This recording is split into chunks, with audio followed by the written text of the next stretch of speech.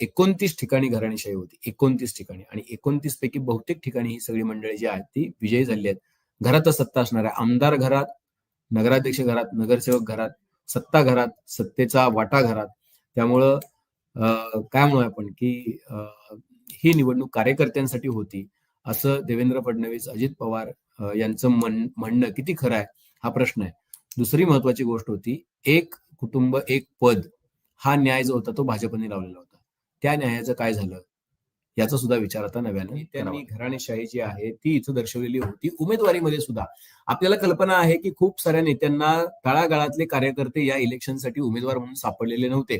नगराध्यक्ष पदाची निवडणूक होती, त्या निवडणुकीमध्ये कार्यकर्त्यांची निवडणूक आहे, कार्यकर्त्यांसाठी आम्ही रस्त्यावरती उतरलो, कार्यकर्त्यांसाठी आम्ही प्रचार केला, असं सगळे पक्ष सांगतायत. म्हणजे देवेंद्र फडणवीस यांनी 8 दिवसामध्ये 43 सभा घेतल्या, उपमुख्यमंत्री एकनाथ शिंदे यांनी 8 दिवसामध्ये 53 सभा घेतल्या, आणि त्यांनी असं सांगितलं की आम्ही कार्यकर्त्यांसाठी रात्रंदिवस काबाड कष्ट करत आहोत. अजितदादा सुद्धा पायाला भिंगरी लावून फिरले. पण यांचे उमेदवार कोण होते की ज्या उमेदवारांच्या बळावरती यांनी निवडणुका लढल्या? यांचे जे मोठे नेते होते त्या मोठ्या नेत्यांच्या घरातलेच उमेदवार त्यांना सापडले.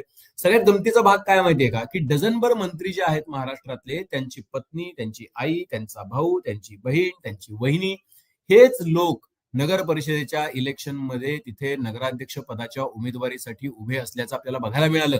यामध्ये कोण कोण होतं? तर यामध्ये गिरीश महाजन यांच्या पत्नी साधना महाजन या जामनेर मधून लढत होत्या. बुलढाण्याच्या शिंदेच्या शिवसेनेचे आमदार संजय गायकवाड यांच्या पत्नी पूजा गायकवाड लढत होत्या. अमरावती जिल्ह्यातील अंजनगाव सुर्जीचे ठाकरे सेनेचे आमदार गजानन लवटे यांचे पुत्र यश लवटे लढत होते. भंडारा नगरपालिकेमध्ये आमदार नरेंद्र भोंडेकर यांच्या पत्नी डॉक्टर अश्विनी भोंडेकर निवडणूक लढत होत्या. तुमसर नगर परिषदेसाठी आमदार युव्ही डायगवाणे यांची मुलगी कल्याणी भुरे भाजपमधून शिवसेनेत प्रवेश करून लढत होती.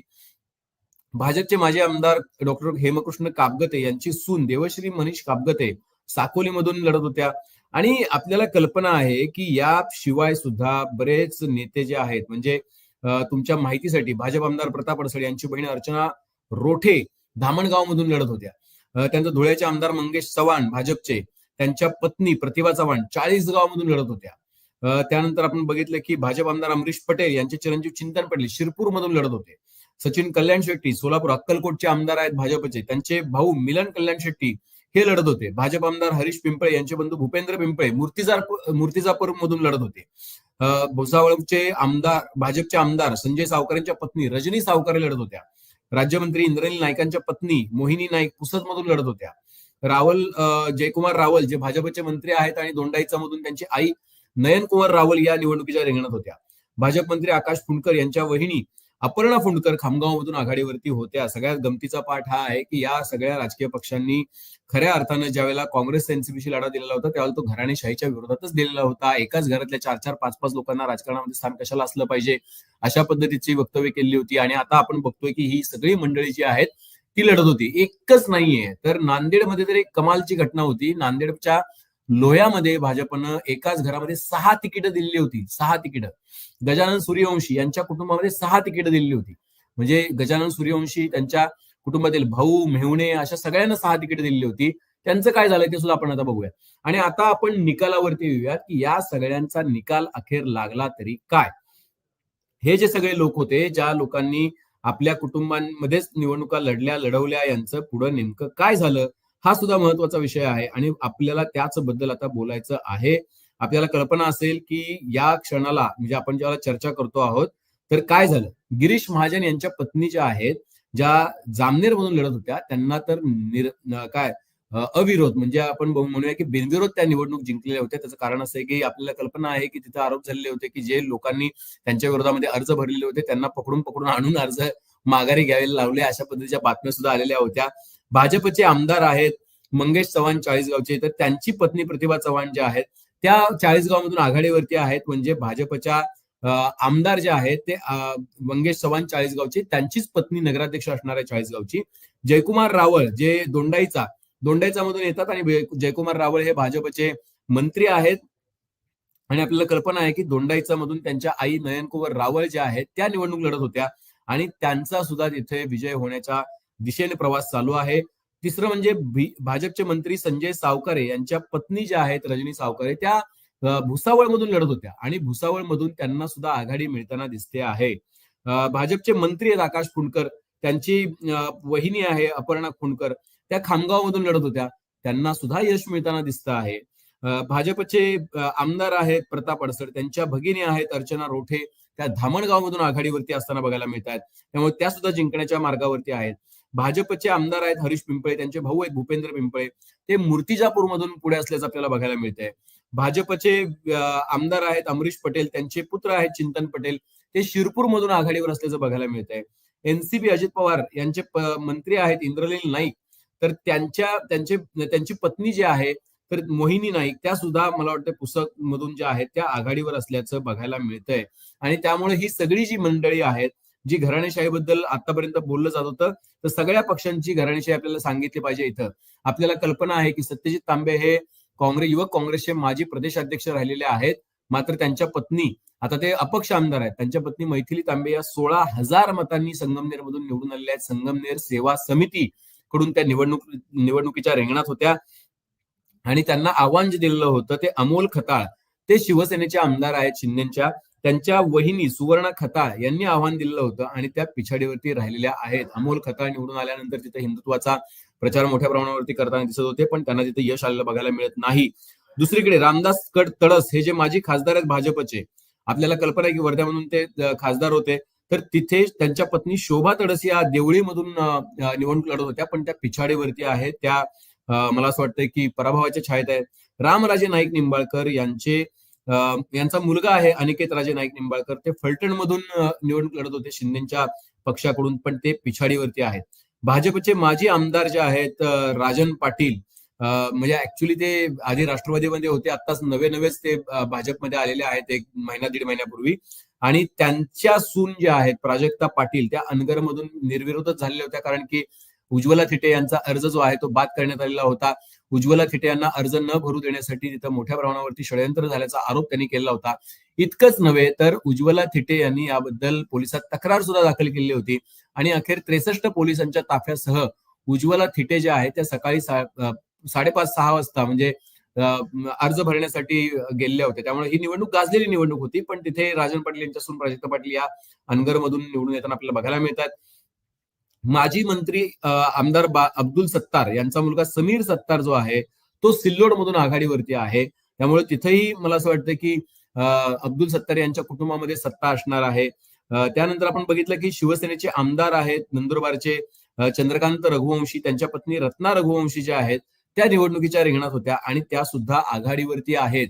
त्यामुळे इथं सुद्धा चंद्रकांत रघुवंशी यांच्याच घरात सत्ता असणार आहे. शिंदेच्या शिवसेनेचे आमदार आहेत किशोर पाटील पाचोऱ्याचे, त्यांच्या पत्नी सुनीता पाटील सुद्धा तिथे पाचोऱ्या नगर परिषदेसाठी उभ्या होत्या आणि त्यांचा सुद्धा इथं विजय झालेला आपल्याला बघायला मिळतोय.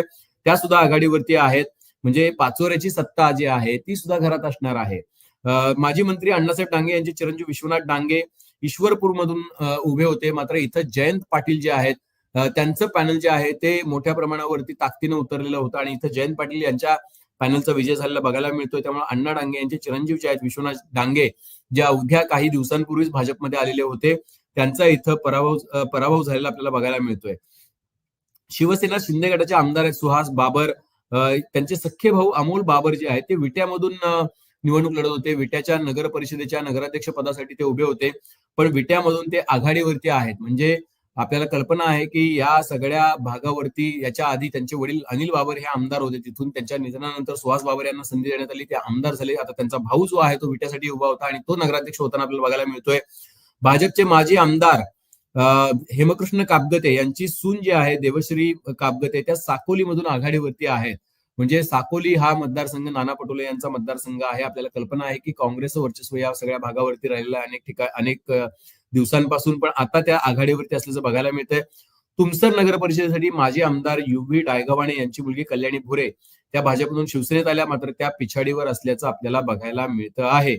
त्यानंतर आपण मगाशी पण बघितलं की संजय गायकवाड जे शिंदेच्या शिवसेनेचे आमदार आहेत बुलढाण्याचे, त्यांची पत्नी जी आहे पूजा गायकवाड या सुद्धा निवडणुकीच्या रिंगणात होत्या आणि त्या सुद्धा आता आपल्याला आघाडीवर असल्याचं बघायला मिळतंय. आणि म्हणून मला असं वाटतंय की गेल्या काही काळापासून आपण ज्या पद्धतीनं घराणेशाहीच्या विरोधामध्ये हे सगळे नेते बोलत होते, भाजपचे नेते सुद्धा मोठ्या प्रमाणावरती घराणेशाहीच्या होते, मात्र प्रत्यक्षामध्ये घराणेशाहीच इथं जिंकताना बघायला मिळतेय. अजून एक हे आहे मुक्ताईनगरमध्ये चंद्रकांत पाटील जे आहेत ते खडसेंच्या विरोधामध्ये निवडून आलेले होते 2019ला आणि 24ला आपण बघतोय की खडसेंची कन्या दोन्ही वेळेला ते निवडून आले. आता त्यांची मुलगी जी आहे आमदार महोदयांची ती तिथे निवडून आलेली आहे आणि ती आता नगराध्यक्ष असणार आहे. खडसेंना हा मोठा धक्का मानला जातोय. पण सर्वात महत्वाचं असं आहे की या सगळ्या निवडणुकांमध्ये म्हणजे आमदारकी सुद्धा घरात असणार आहे, नगर परिषदेचं अध्यक्षपद सुद्धा घरात असणार आहे. त्यामुळे ही सगळी मंडळी जी आहेत ती कितीही म्हणत की आम्हाला घराणेशाही मान्य नाहीये, पण या सगळ्या पक्षांनी आता घराणेशाही मान्य केल्याचंच एका प्रकारे स्पष्टपणे आपल्याला जाणवतं आहे. एका घरामध्ये खरं तर 6 तिकीटं दिलेली होती. 6 तिकीटं दिल्यानंतर सुद्धा मला असं वाटतं की या ठिकाणी नांदेड मधल्या लोहा मधलं हे उदाहरण होतं, जिथं अजित पवार यांच्या विरोधामध्ये भाजपनं एकाच कुटुंबामध्ये 6 तिकीटं दिलेली होती. गजानन सूर्यवंशी यांना ती तिकीटं दिलेली होती आणि त्याचा तिथं त्यांना पराभव स्वीकारावा लागल्याचं आपल्याला बघायला मिळतंय. ती इंटरेस्टिंग स्टोरी होती की गेल्या काही काळामध्ये एका कुटुंबामध्ये आपल्याला नंतर आपण बघितलं की इथे अंबरनाथमध्ये सुद्धा जवळपास 29 ठिकाणी म्हणजे राज्यभरामध्ये घराणेशाही होती आणि या 29 ठिकाणी असलेल्या घराणेशाहीला बऱ्यापैकी यश मिळताना बघायला मिळतंय. अकलूजमध्ये धैर्यशील मोहिते जे आहेत त्यांच्या पॅनलला तिथं यश बघायला मिळतंय. मी मगाशी जसं म्हटलं की एकाच ठिकाणी जी 6 तिकीट दिली होती त्याचं नेमकं काय झालं याबद्दल आपल्याला उत्सुकता होती. तर तेच सांगण्याचा प्रयत्न जो आहे तो मी इथं करतोय. जे गजानन सूर्यवंशी होते त्यांच्या कुटुंबामध्ये हे तिकीट होती आणि मग तिथे त्यांच्या मेव्हण्याला तिकीट होतं, बहिणीला तिकीट होतं, त्यांच्या मुलाला तिकीट होतं. बघा कुणाकुणाला तिकीट होतं आणि काय काय झालं त्यांचं. नगर परिषदेची निवडणूक होती. एका घरातल्या 6 जणांना उमेदवारी होती आणि लोहा नगर परिषदेमध्ये भारतीय जनता पक्षाने ही उमेदवारी दिलेली होती. गजानन सूर्यवंशी यांना नगराध्यक्ष पदासाठी त्यांच्या पत्नी गोदावरी सूर्यवंशी ज्या आहेत त्यांना नगरसेवक पदासाठी भाऊ सचिन सूर्यवंशी यांना सुद्धा तिकीट दिलेलं होतं. भावाची पत्नी सुप्रिया सचिन सूर्यवंशी यांना सुद्धा तिकीट दिलं होतं. मेवणा युवराज वाघमारे त्यांना तिकीट दिलं होतं आणि भाच्याची पत्नी रीना अमोल व्यवहारे यांना सुद्धा तिकीट दिलेलं होतं. पण या सर्वांचा पराभव केलेला आहे. लोकशाहीमध्ये मला असं वाटतं की ही एक खूप अधोरेखित करण्यासारखी बाब आहे की या सगळ्या लोकांचा पराभव जो आहे तो एकाच वेळेला झालाय. गजानन सूर्यवंशींचा पराभव झालेला आहे, त्यानंतर सचिन सूर्यवंशींचा पराभव झालेला आहे, रीना व्यवहारेंचा पराभव झालेला आहे, गोदावरी सूर्यवंशींचा पराभव झालेला आहे, सुप्रिया सचिन सूर्यवंशींचा पराभव झालेला आहे. त्याच्यानंतर युवराज वाघमारे त्यांचा मेव्हणा आहे त्याचा सुद्धा पराभव झालेला आहे. त्यामुळे एका प्रकारे एकाच वेळेला सगळ्या अख्ख्या कुटुंबाला खरं तर पराभवाचा हा धक्का जो आहे तो सहन करावा लागल्याचं आपल्याला बघायला मिळतंय. आणि या सगळ्या निवडणुकीमध्ये ही जी काही लोक होते ते बऱ्यापैकी मला असं वाटतं की चर्चेत असलेले लोक होते की ज्यांच्याबद्दल मोठ्या प्रमाणामध्ये लोकांमध्ये सुद्धा उत्सुकता आपल्याला बघायला मिळत होती. आता मुद्दा असा आहे की घराणेशाही का? तर मुद्दा असा आहे की त्या नगर परिषदेमध्ये जे लोक निवडणूक लढतात ते भविष्यातले आमदार समजले जातात. म्हणजे जर जामनेरमध्ये इतर कोणी निवडणूक लढली असती तर भविष्यामध्ये त्याने गिरीश महाजन यांच्यासाठी एखादं आव्हान उभं केलं असतं किंवा त्यांनी पुढे जाऊन गिरीश महाजन यांना आव्हान दिलं असतं. तर ती रिस्क टाळण्यासाठी या सगळ्या आमदार महोदयांनी, मंत्री महोदयांनी आपल्याच कुटुंबातल्या आईला, पत्नीला, बहिणीला, भावाला, बहिणीला या पदांवरती बसवल्याचं आपल्याला बघायला मिळतंय. दुसरा मुद्दा असा आहे की ज्या गेल्या काही काळापासून निवडणुका झालेल्या नव्हत्या आणि त्या निवडणुका झाल्यानंतर या निवडणुकांमध्ये कधी नव्हे ते मुख्यमंत्री, उपमुख्यमंत्री इतक्या काय म्हणू आपण त्याला ताकदीनिशी उतरले होते, त्याची सुद्धा खूप चर्चा झालेली होती. तर त्यावेळी त्यांनी असं सांगितलं होतं की आम्ही इतकी ताकद लावतो कारण या कार्यकर्त्यांच्या निवडणुका आहेत. कार्यकर्त्यांच्या निवडणुकांसाठी जर आम्ही ताकद लावली तर त्यात चूक काय आहे? अर्थात काही चूक नाहीये, पण त्या कार्यकर्ते राहिले का पदावरती? बघा असं आहे की आत्ताची जी परिस्थिती दिसतीये ती मग सावकारेंचं प्रकरण असो किंवा हरीश पिंपळे असोत, रामदास तडस असोत किंवा इकडे गिरीश महाजन असोत, इंद्रनील नाईक असोत, या सगळ्यांच्या कुटुंबात मधलीच लोक आता जर नगराध्यक्ष होणार असतील आणि सत्तेचा भरपूर वाटा जर यांच्याच कुटुंबामध्ये जाणार असेल तर आता घराणेशाही या मुद्द्यावर बोलण्यासाठी भाजपकडे निश्चितपणे काही तोंड आहे का हा प्रश्न विचारला जाऊ लागेल. म्हणजे आता मुद्दा असा आहे की या सगळ्यानंतर याचं होणार काय पुढे याचा जो पार्ट आहे तो फार इंटरेस्टिंग असणार आहे. त्याचं कारण असं आहे की ही सगळी मंडळी ज्यावेळेला आता निवडून जातील त्यावेळेला हा सगळा व्यवहार जो आहे तो आमदार महोदयच पाहतील, कारण ही सगळी नामधारी मंडळी असणार आहेत, त्यांच्याच ताकदीवरती उभी राहिलेली मंडळी असणार आहेत. त्यामुळं ती काही फार स्वतंत्रपणे काम करू शकतील अशा पद्धतीची अपेक्षा करणं हे थोडं भाबडेपणाचं ठरेल. त्यामुळे मला असं वाटतं की हा कारभार जो आहे हा सगळा कारभार या काय आमदार महोदयांच्या, मंत्री महोदयांच्याच हातामध्ये राहण्याची शक्यता नाकारता येत नाही. सगळ्यात महत्वाचं म्हणजे आपण अमरावतीमधून सुद्धा बघितलेलं होतं की मुख्यमंत्र्यांचे जे काय मामी भाऊ होते कलोती, ते सुद्धा निवडणूक जिंकलेले होते, ते बिनविरोध झालेले होते आणि अशा पद्धतीनं मोठ्या प्रमाणावरती निवडणुकीमध्ये फार काय निष्पक्षपातीपणे किंवा फार रॅशनली कार्यकर्ता शोधून निवडणुका लढल्यात असं काही दिसत नाही. आता धक्का कोणाकोणाला बसलाय, तर बऱ्याच लोकांना धक्का बसलाय. जसं की मी म्हटलं की देवळीमधून रामदास तडस यांच्या पत्नीच्या आहेत शोभा तडस, यांना निवडणूक जिंकता आलेली नाही. तसंच इकडे श्रीवर्धनमध्ये तटकरेंचा बुरुज ढासळलेला आपल्याला बघायला मिळतो आहे. त्याचं कारण असं आहे की श्रीवर्धनमध्ये उद्धव बाळासाहेब ठाकरे यांच्या पदाचा नगराध्यक्ष उमेदवार म्हणून विजयी झालेला आहे.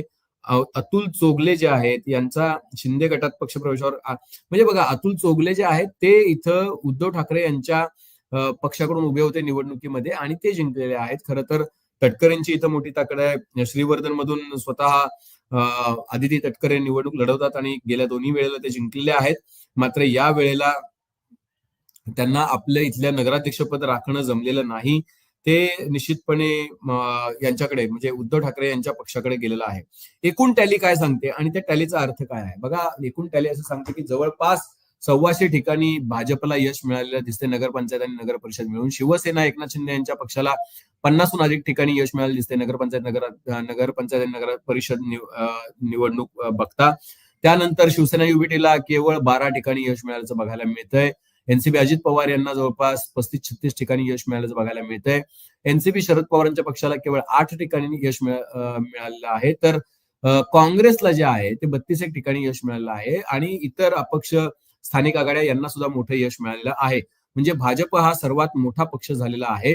या निवडणुकीच्या आधी सुद्धा मोठ्या प्रमाणामध्ये इन्कमिंग जे आहे ते झालेलं आपल्याला बघायला मिळालं होतं आणि त्या इन्कमिंगचा सुद्धा मोठा फायदा जो आहे तो आपल्याला या निवडणुकीमध्ये भाजपला झालेला बघायला मिळतोय. पण ज्या वेळेला शिवसेना, राष्ट्रवादी काँग्रेस शरद पवार यांचा पक्ष आणि काँग्रेस ज्या वेळेला आरोप करत आहे यंत्रणांच्या वापराचा, पैशांच्या वापराचा, त्यावेळेला आपल्याला हे लक्षात घेतलं पाहिजे की शिवसेना आणि राष्ट्रवादी शरद पवार यांच्या पक्षानं सगळ्या ठिकाणी नगराध्यक्ष पदाची निवडणूक सुद्धा लढली नव्हती. म्हणजे 100-150 जागा सुद्धा नगराध्यक्ष पदाच्या त्यांनी लढलेल्या नव्हत्या. ते प्रचाराला बाहेर उतरलेले नव्हते, त्यांनी ताकद लावलेली नव्हती, त्यांच्या दुसऱ्या फळीतली लोक सुद्धा घरात होती.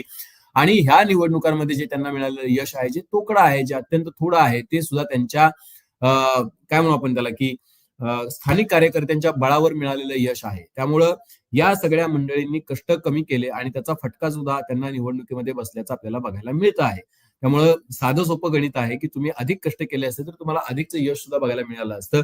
काँग्रेसनं 200 पेक्षा अधिक ठिकाणी खरं तर आपले उमेदवार जे आहेत ते उभे केलेले होते. काँग्रेसनं जवळपास 200हून अधिक ठिकाणी नगराध्यक्ष पदाची निवडणूक लढवलेली होती आणि त्यांना 30-35 ठिकाणी यश मिळालेलं आहे.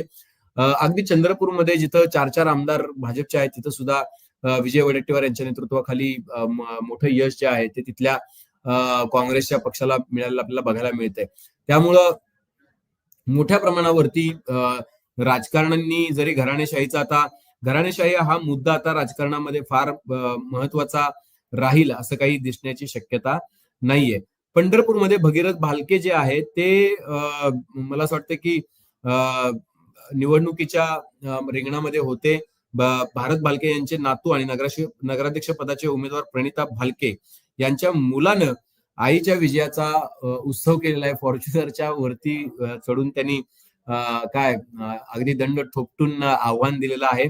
भगीरथ भालके हे जे आहेत त्यांच्या पत्नी जे आहेत एका प्रकारे प्रणिता भालके या निवडणुकीमध्ये नगराध्यक्ष पदाच्या जिंकलेला आपल्याला बघायला मिळतंय. ब्रह्मपुरीच्या नगर परिषदेच्या अध्यक्षपदावरती योगेश मिसार जे आहेत काँग्रेसचे ते विराजमान झालेले आहेत. भद्रावती नगरपालिकेवरती फक्त एका मतानं भाजपच्या वृषाली पांढरे या उमेदवार निवडून आले. फक्त एका मतानं भद्रावती नगरपालिका चंद्रपूरमधली म्हणजे एका मतानं. सकाळी आपण बघितलं की वडगाव मावळमध्ये सुद्धा एक उमेदवार होत्या उज्ज्वला, मला असं वाटतं त्यांचे नाव होतं अशा पद्धतीनं, तर त्यांचा सुद्धा विजय एकाच मताने झालेला होता. हे फार इंटरेस्टिंग आहे. सगळ्यात इंटरेस्टिंग म्हणजे वाशिममध्ये कारंजा नगरपालिका आहे आणि कारंजा नगरपालिकेवरती MIMचा झेंडा फडकलेला आहे. फरीदा बानो पुंजानी या तिथे विजयी झाल्याचं चित्र आपल्याला बघायला मिळते. एकूण चंद्रपूरचं चित्र काय आहे, तर वरोरा नगराध्यक्षपदी काँग्रेसच्या अर्चना ठाकरे आघाडीवरती आहेत. मूलच्या नगराध्यक्षपदी एकता समर्थ काँग्रेस तिथं विजयी झाली आहे.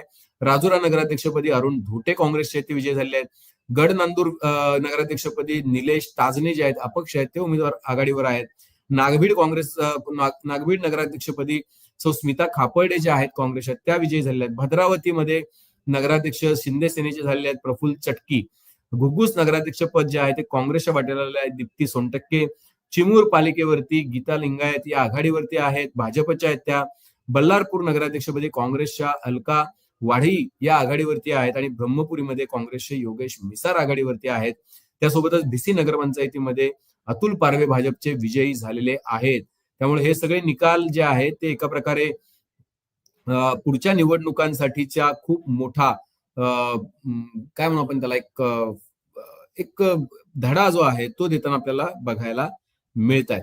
बघा इथं धाराशिव जी नगर परिषद आहे ती सुद्धा अत्यंत महत्वाची नगर परिषद आहे. तिथं भाजपचे विनोद गंगणे जे आहेत ते अध्यक्ष झाले आहेत. भाजपनं 18 तर इतरांनी 5 जागा जिंकल्या आहेत. एकूण 23 जागा होत्या. नळदुर्गमध्ये भाजपचे बसवराज धरणे अध्यक्ष झाले आहेत. भाजपनं 10 जागा जिंकल्या, शिवसेना शिंदेनी 1, इतरांनी 9 जागा जिंकल्या. उमरग्यामध्ये शिवसेना शिंदे गटाचे किरण गायकवाड अध्यक्षपदी निवडून आले. शिंदे गटानं 12 जागा जिंकल्यात. भाजपनं 5 जागा, राष्ट्रवादी शरद पवार पक्षाने 2 जागा आणि इतरांनी 6 जागा जिंकल्यात. मुरुममध्ये भाजपाचे बापूराव पाटील अध्यक्ष झालेले आहेत. भाजपने 19 जागा जिंकल्यात एकूण 20 पैकी. कळंबमध्ये शिवसेना शिंदे गटाच्या सुनंदा कापसे विजयी झालेल्या आहेत अध्यक्षपदी. शिवसेने शिंदे गटाचे 4, भाजपच्या 6, शिवसेना ठाकरे गटाचे 9 लोक इथं आहेत. भूम स्थानिक आघाडीची सत्ता होती. आलम प्रभू भूम शहर विकास आघाडी 6, जनशक्ती नगर विकास आघाडीच्या 14 जागा निवडून आल्या आणि परंड्यामध्ये शिवसेना शिंदे गटाचे जाकीर सौदागर अध्यक्ष झाले. शिंदे गटाचे 8, इतर जे आहे ते 12 जण निवडून आले. म्हणजे आपण बघतोय की ज्या पद्धतीनं गेल्या काही काळापासून निवडणुका झाल्या त्याच्यामध्ये ज्याला 2014ची निवडणूक व्हायची होती लोकसभेची त्यावेळेला काँग्रेस आणि राष्ट्रवादीतल्या घराणेशाहीवरून भाजपनं रान उठवलेलं होतं. मग ते विखे पाटील असतील, मोहिते पाटील असतील, शरद पवार यांचं कुटुंब असेल किंवा शिवेंद्रराजे असतील किंवा उदयनराजे असतील, तिकडे मुन्ना महाडिक असतील, सतेज पाटील असतील किंवा विलासराव देशमुख यांचं कुटुंब असेल, अशोक चव्हाण यांचं कुटुंब असेल, या सगळ्या कुटुंबांवरती घराणेशाहीची झोड उठवलेली होती, टीकेची झोड उठवलेली होती. आणि आता परिस्थिती अशी आहे की यातल्या निम्म्यापेक्षा अधिक नेत्यांनी भाजप जॉईन केली आहे आणि भाजपमध्येच असणाऱ्या गेल्या अनेक वर्षांपासून काम करणाऱ्या अनेक नेत्यांनी या निवडणुकीमध्ये आपली आई, बहीण, पत्नी, भाऊ आणि इतर नातेवाईकांना संधी दिलेली आहे. आणि ती संधी दिल्यानंतर सुद्धा आता घराणेशाहीवरती टीका करण्यासाठी भाजपकडे चेहरा आहे का, हा प्रश्न जो आहे तो विचारावा लागेल. मला असं वाटतं की गेल्या काही काळापासूनच्या या निवडणुकीच्या निकालामधला 29 ठिकाणी घराणेशाही होती, 29 ठिकाणी, आणि 29 पैकी बहुतेक ठिकाणी ही सगळी मंडळी जी आहेत ती विजयी झाली आहेत. घरातच सत्ता असणाऱ्या आमदार घरात, नगराध्यक्ष घरात, नगरसेवक घरात, सत्ता घरात, सत्तेचा वाटा घरात. त्यामुळं काय म्हणूया आपण की ही निवडणूक कार्यकर्त्यांसाठी होती असं देवेंद्र फडणवीस, अजित पवार यांचं म्हणणं किती खरं आहे हा प्रश्न आहे. दुसरी महत्वाची गोष्ट होती, एक कुटुंब एक पद हा न्याय जो होता तो भाजपने लावलेला होता. त्या न्यायाचं काय झालं याचा सुद्धा विचार आता नव्यानं करावा लागेल.